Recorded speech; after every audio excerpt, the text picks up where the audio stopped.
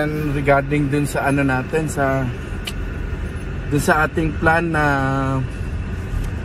Canada tour, no? I'm a little disappointed konti kasi nagbago yung yung plan regarding dun sa pagsama ng aking mga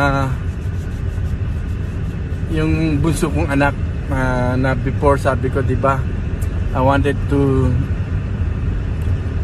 isama muna siya para mag-apprentice kasama with AJ, kaso hindi yun ang nangyari. Ngayon nagkaroon ng twist. I'm really a little disappointed kasi hindi yun ang in-expect ko eh.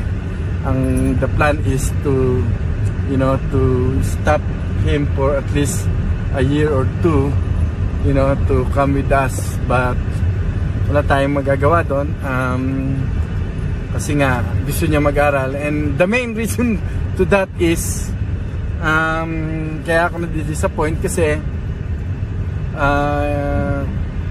nagkaroon siya ng girlfriend. Actually bata pa yan eh, 15 years old, meron ng girlfriend, which is dapat hindi tama.